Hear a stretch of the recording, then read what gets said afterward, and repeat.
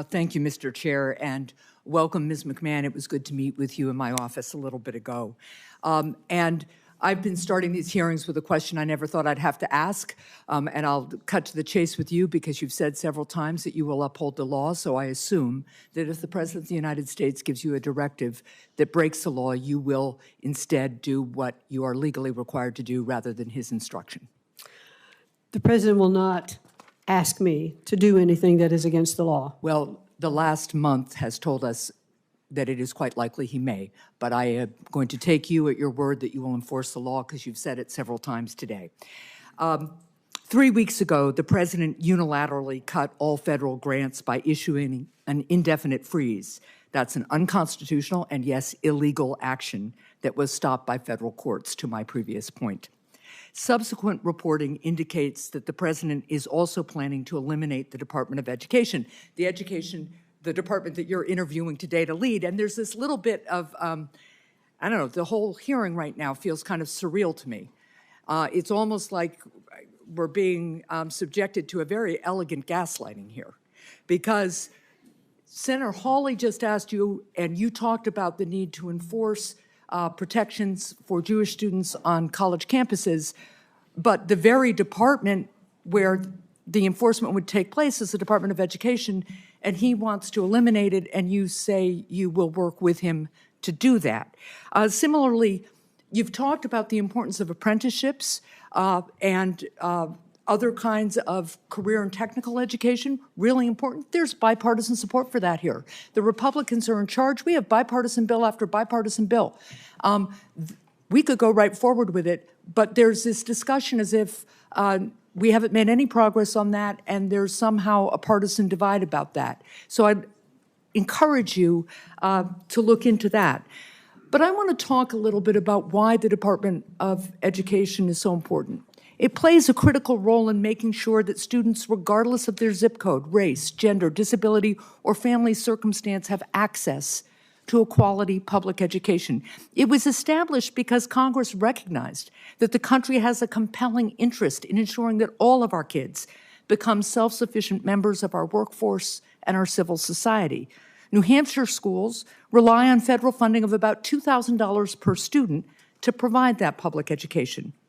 What would you say to parents in my state who are concerned about the President's attempt to cut all federal funding to New Hampshire and to eliminate the Department of Education? Are you telling parents that their children should lose access to special education services, for example, or lose access to trained teachers or school nurses? Well, thank you, Senator, very much. Let me just object to one point, and that is that, the residents in the state of New Hampshire should not be concerned that federal funding is going to be removed from their schools.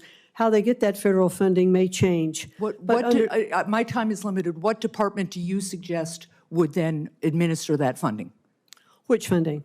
The special education funding. Special education, I think it could very well go back to HHS, where it started. All right, so I just want to be clear, you're going to put special education in the hands of Robert F. Kennedy Jr. Now, I want to talk about IDEA a little bit more. I want to turn to a specific issue regarding the President's plan to eliminate the Department of Education. What does the Individuals with Disabilities Education Act promise?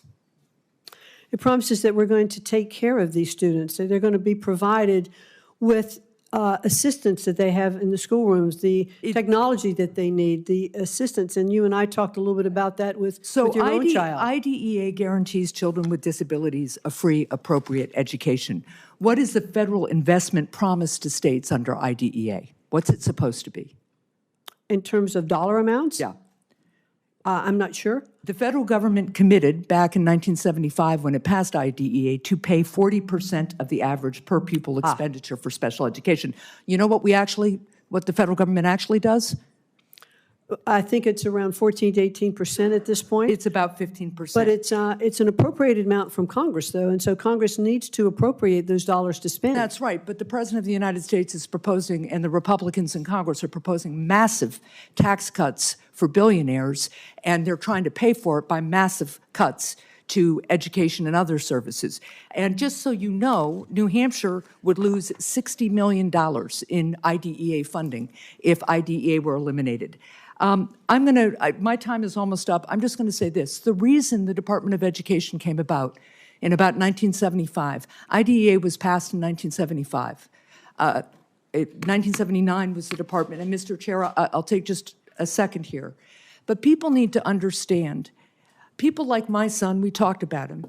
Before IDEA, before the Department of Education existed, state and local schools did not educate these kids. They barred them from the classrooms. These kids were institutionalized and abused. There is a reason that a Department of Education and IDEA exists, and it is because educating kids with disabilities can be really hard. And it takes the national commitment to get it done. And that's why so many people are so concerned about this proposal to eliminate the department, because they think kids will once again be shoved aside, and especially kids with disabilities. Thank you, Mr. Chair.